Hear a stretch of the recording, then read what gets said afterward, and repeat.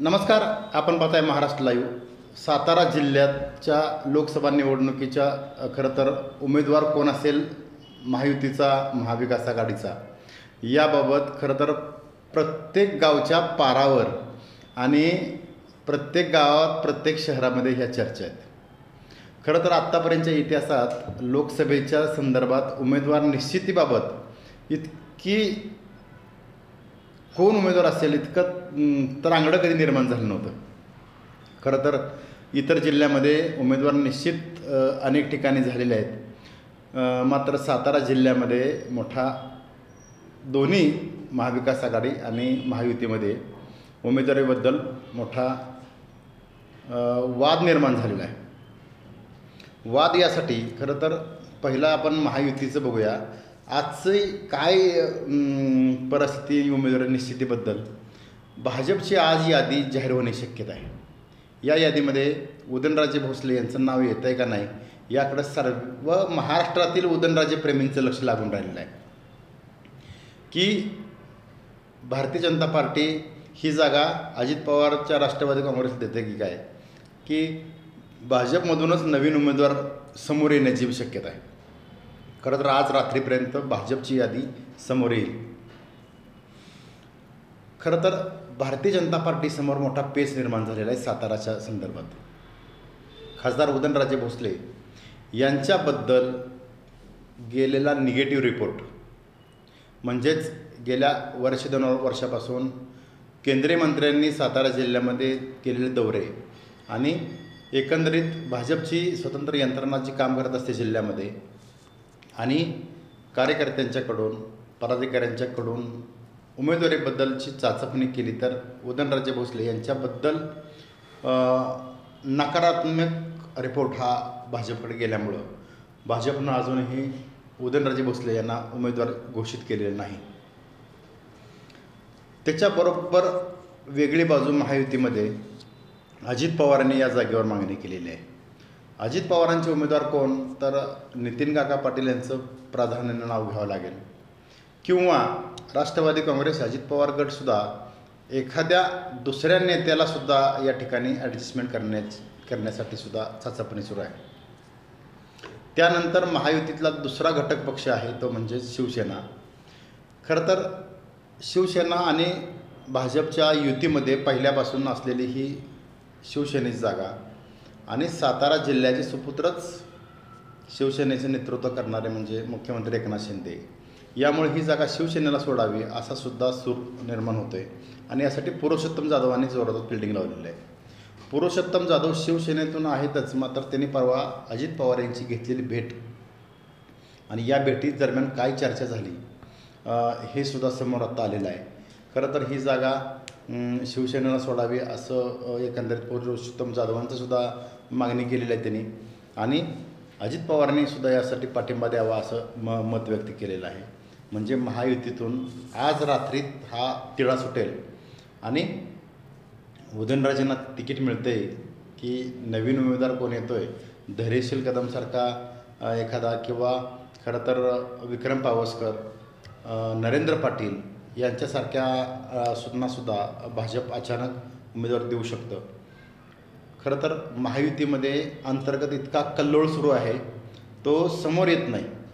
कारण उदयनराजे भोसले यांना थेट विरोध करण्यासाठी एकही भाजपचा पदाधिकारी किंवा मित्र पक्षांचा पदाधिकारी समोर येत नाही. यामुळं छुपं राजकारण सगळं सुरू आहे. प्रत्येकाचं लॉबिंग सुरू आहे. आपल्या जिल्ह्यातील अनेक काही नेतेसुद्धा दिल्लीला पोचलेले आहेत खरं तर महायुतीतील तिकीट मिळावं यासाठी आणि यामुळं आज रात्रीपर्यंत महायुतीचं तिकीट निश्चित होईल असं साधारणतः प्राथमिक अंदाज दिसतो आहे की अजून काय दिवस जात आहेत हे समोर येईल. त्यातच शरद पवार यांनी काल वक्तव्य केलं की लोकसभेसाठी सातारा, माढा किंवा पुणे या ठिकाणाहून लढावं असं कार्यकर्त्यांचं म्हणणं आहे असं शरद पवारांचं वक्तव्य आलं. यामुळं संपूर्ण सातारा जिल्ह्यामध्ये एकच खरं तर कल्लोळ सुरू झालेला आहे. शरद पवार हे सातारामधून उभे राहतात की काय हे आता चर्चा सुरू झाली आहे.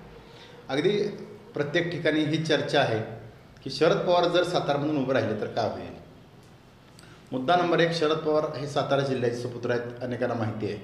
नांदवळ तालुका कोरेगाव हे त्यांचं गाव, मूळ गाव. आणि नोकरीनिमित्त त्यांचे पंजोबा वडील हे काठेवाडी बारामतीला गेले आणि बारामती हा त्यांचा होमटाऊन झाला. पण मूळचे सातारा जिल्ह्याचे शरद पवार. मात्र महाविकास आघाडीमध्ये खासदार श्रीनिवास पाटील, सारंग पाटील, सुनील माने आणि सत्यजित सिंह पाटणकर हे 4 उमेदवार सध्या रिंगणात आहेत. मात्र महाविकास आघाडीमध्ये सुद्धा काही सगळं अलबेल आहे अशातला भाग नाही. सुनील माने यांनी सुद्धा आपली दावेदारी सांगितलेली आहे. त्यानंतर सारंग पाटील यांनी सांगितलेलं आहे. सत्यजित सिंह पाटणकरांनी सांगितलेले आहे. मात्र ह्या सर्वांची एकत्र बसून विचारविनिमय करून शरद पवार कशा पद्धतीने पुढे चालतात याच्यावर अवलंबून आहे.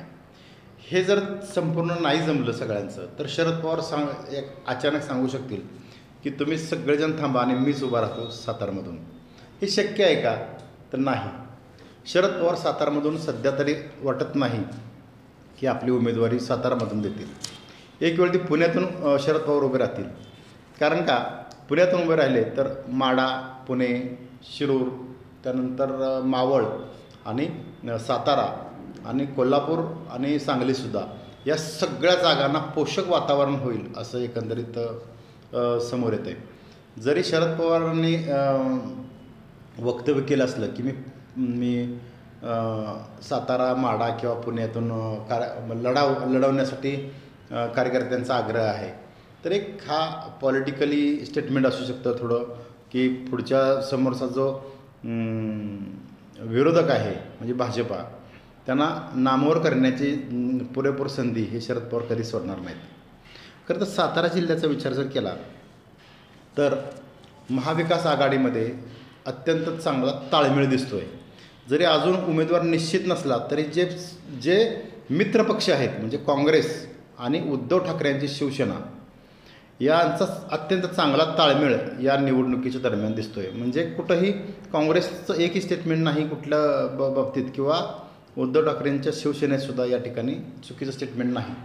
म्हणजेच महाविकास आघाडीचं साधारणतः जर उमेदवारी शरद पवार यांनी कोणालाही जरी घोषित केली तरी अत्यंत चांगल्या पद्धतीनं या ठिकाणी त्यांचं नियोजन सुरू आहे असं दिसतं आहे. खरं तर सातारा जिल्ह्यामध्ये उमेदवारी कुणाला मिळणार हा खरा प्रश्न आहे. काल झालेल्या वाई येथे भाजपच्या कार्यकर्त्या मेळाव्यामध्ये उदयनराजे भोसले हे अत्यंत आक्रमक दिसले. अनेक जणांनी पाहिला असेल, खरं तर तो व्हिडिओ पाहिला असेल. उदयनराजे कसल्याही परिस्थितीत उमेदवारी घेण्याच्या मूडमध्ये आहेत भाजपाची. परवा संकटमोचन गिरीश महाजन आले आणि अंतर्गत चर्चा झाली आणि त्यावरून असं दिसलं की त्यांनी सांगितलं की राष्ट्रवादी काँग्रेसचं घड्याळ चिन्हावर तुम्ही उभं राहा. मात्र खासदार उदयनराजे भोसले यांनी नकार दिला. याचा अर्थ असा आहे की उदयनराजे भोसले कसल्याही परिस्थितीत कमळ चिन्हावर लढण्यासाठी इच्छुक आहेत आणि माघार घेण्यासाठी ते कुठल्याही मनस्थितीत नाहीत. आत्तापर्यंत खासदार उदयनराजे भोसले यांचा इतिहास जर पाहिला, एकदा त्यांनी जर डोक्यात घेतलं तर ते सहजासहजी उदयनराजे भोसले माघारी फिरत नाहीत, हा इतिहास आहे. म्हणजे जर भाजपानं उदयनराजे भोसले यांना नाकारलं तर खासदार उदयनराजे भोसले कोणती भूमिका घेणार याकडे सुद्धा जाणकारांचं लक्ष लागून राहिलेलं आहे. या सगळा निकाल काही या 24 तासामध्ये लागेल. कारण भाजपा कुणाला उमेदवारी देत आहे याच्यावरून महाविकास आघाडीचा उमेदवारसुद्धा निश्चित होईल असं एकंदरीत चित्र पाहायला मिळतं आहे.